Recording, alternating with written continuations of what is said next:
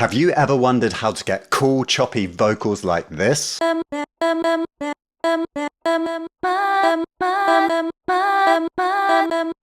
There's many different ways that you can achieve this, and you can get really creative with it.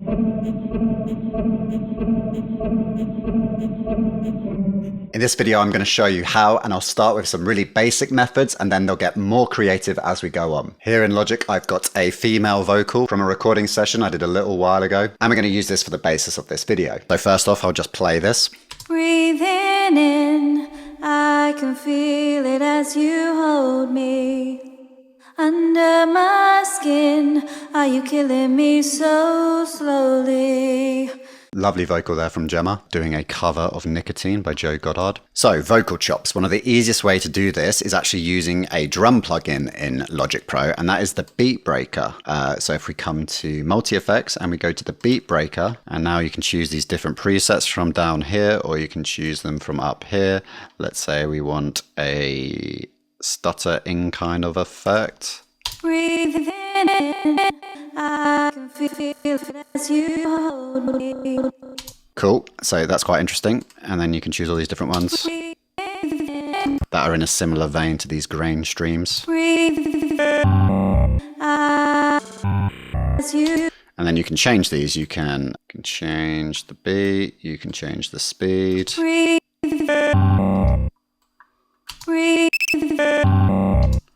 can really mess with it, and you can do it on these different planes. You can change the repeats, so more repeats. Or you can change the volume.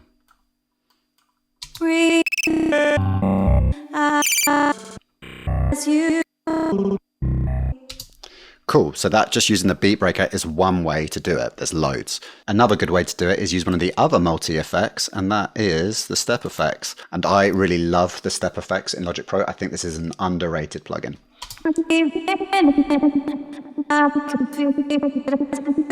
So the way it works is that you've got these up to three different step modulators that you can have in series, one after each other.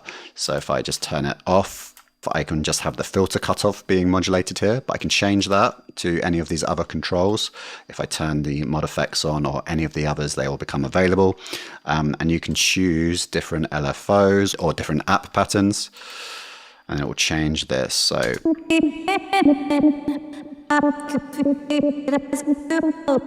that's different. It's kind of a more gated sound.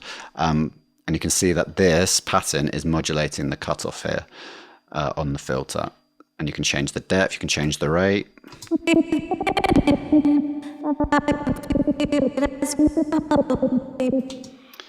We could go to bring in the gate now, which looks like that, but let's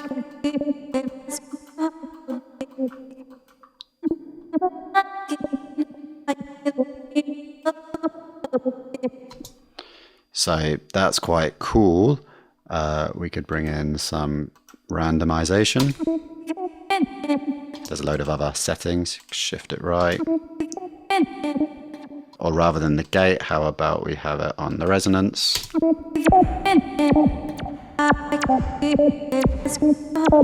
So that's quite cool. You could do something with that as well. Loads of different things to explore in here. You can add on distortions. Maybe add on the pan, but maybe we change the pan to a mod effects. Let's bring in the mod effects. Let's change the mod effects depth.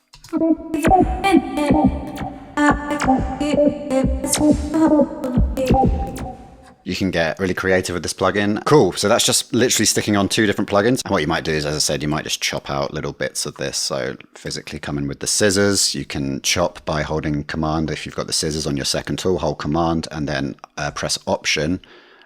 You'll be able to split it up into equal amounts. So if whatever size I choose, if I go quite small and I'm holding Option, then it's going to cut it up loads, and I could actually just go through, and this is more kind of traditional chopping, you could just go through and delete a load, move some around.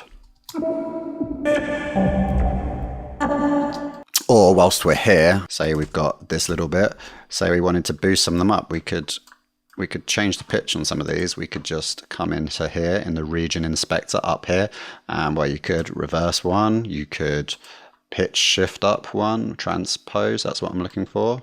boost it, I don't know, let's boost it an octave. So plus 12.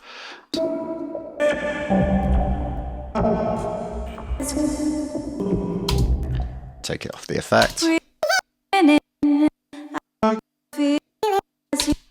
I'm just kind of throwing paint at the wall here, but so if we get rid of that, that's just another approach you can take, more of a traditional chopping. So the next approach is using a sampler. So what we can do in Logic, it's very easy to do that, is if we just click on the audio file we want to sample, we can drag it into this section down here. And if we go quick sampler, we can go original. And what that's going to do is fire it into our sampler. So if I've got it in classic mode there, it's going to slow the pitch down depending on what key I play, or speed it up if I play a higher key. But if I come into slice mode, this is the interesting one in my opinion. It's taken the vocal and spread it all across the keyboard. So I can play different notes on my keyboard and it's going to trigger a different chop, a different slice. And what you can do is come up with a new rhythm, a new idea off the back of that.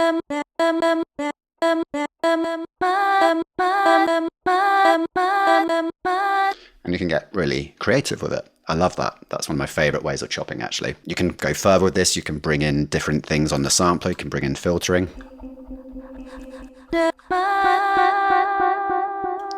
Or you can pitch stuff down. So it's the same slice, but you can change the pitch.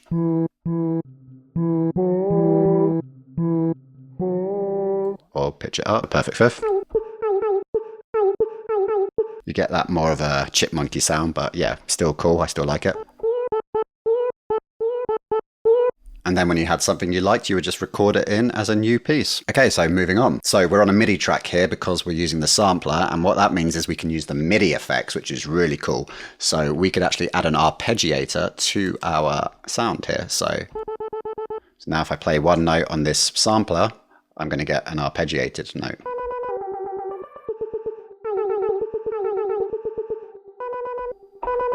So that's really cool, and you can find different patterns in the presets up here.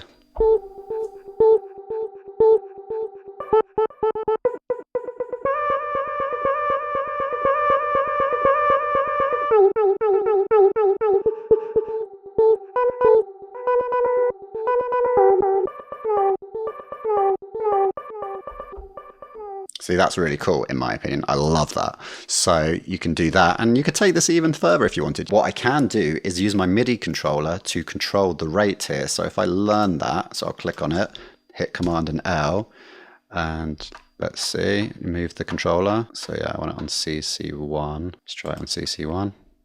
Okay, cool. So now that's, when I move the wheel on my controller here, that's changing the rate. So let's see how this sounds.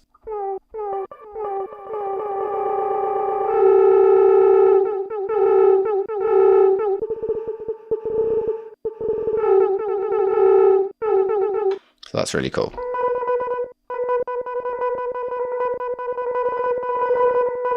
So you could record that, you could find something that works. Yeah, so you get the idea. You can do some really weird stuff, start bringing in controllers, start automating different parameters. You can get some really interesting sounds. We can build on this method of sampling, but we can do it with Alchemy instead. So Alchemy is a great sampler, and we can use the sample Alchemy in Logic, similar to how we just used the quick sampler. So if I now take this and drag it down here again, and I'm going to put it into sample Alchemy this time.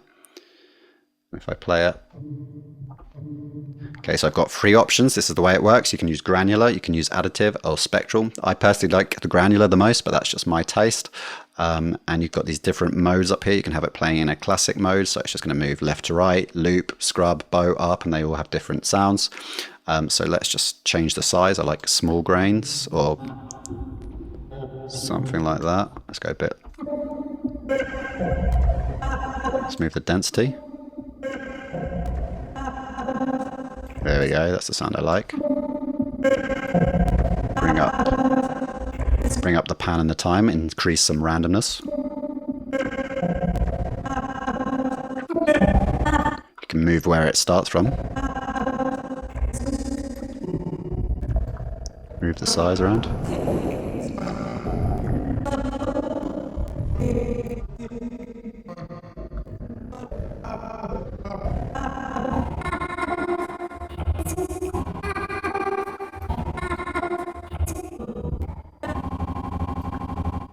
Okay, that's quite cool.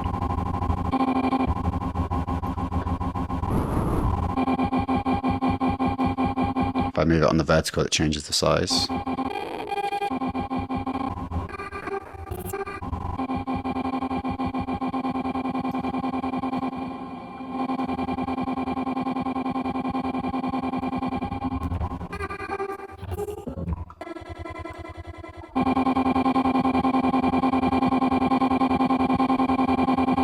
So yeah, that's definitely an interesting kind of sound, and you can go further with like the additive. I need to move up the playback speed.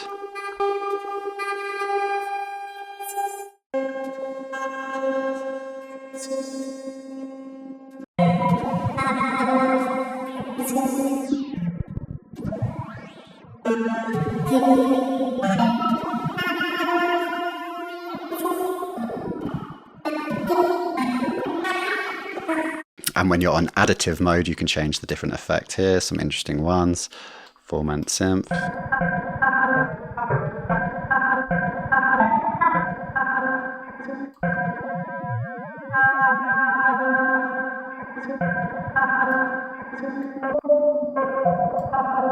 Kind of crazy. And as I said, you've got these different modes up here. So let's put it into spectral a second.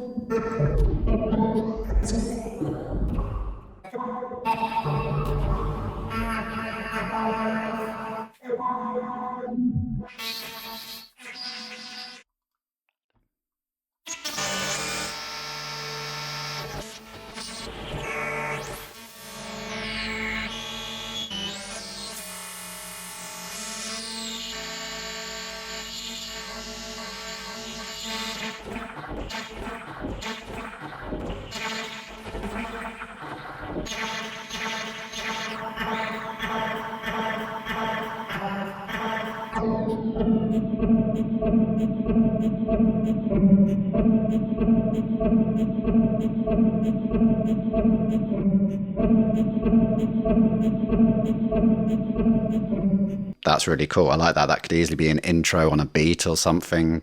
Yeah, like that a lot. So that was just putting it into loop mode and changing the effect here. There's so much you can do in Sample Alchemy to make some really weird sounds. Another underrated plugin, I think, in Logic. Okay, so now the final one, and this is probably my favorite because we moved from the Sample Alchemy over to Big Daddy Alchemy. And Big Daddy Alchemy can do a lot more than what just Sample Alchemy can do. So let's get rid of what we just did.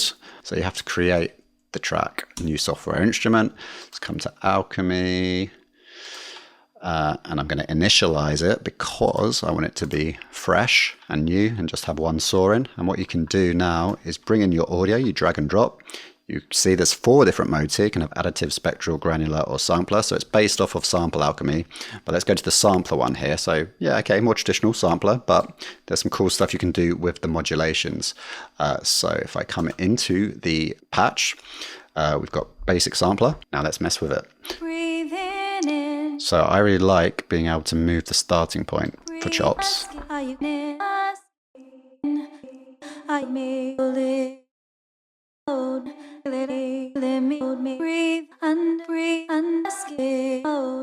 So what I'm doing there is just playing a note on my keyboard and then changing the start positioning. And you can see that line moving, that is choosing where to play from.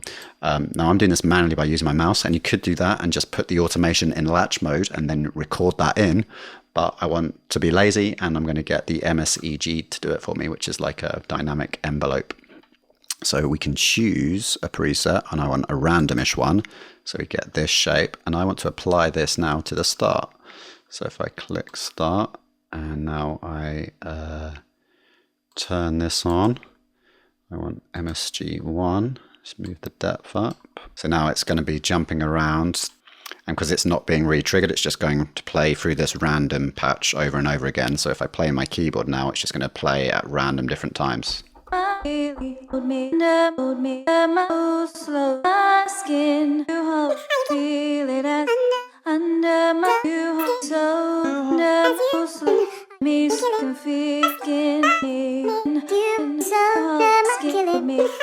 Once again, you can get that very chopped, jumping around kind of sound. And I think that's really awesome. I love this way of doing it.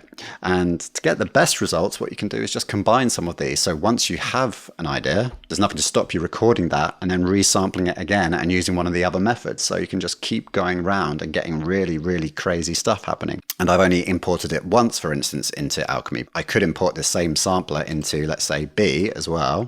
So let's do that. And I could have it in a different mode. I could have it in granular. So I've got one in normal and one in granular. So here's my granular.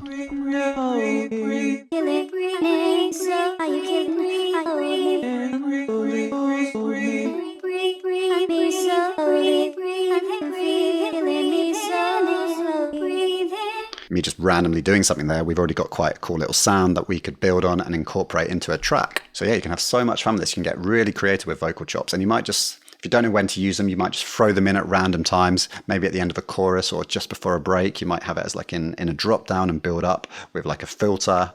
And yeah, so much you can do. I hope that you use some of these methods and add them to your own music. And if you want more music production tips, then YouTube is recommending that you watch this video because it's packed full of more awesome tips. I'll see you on the next video. Take care.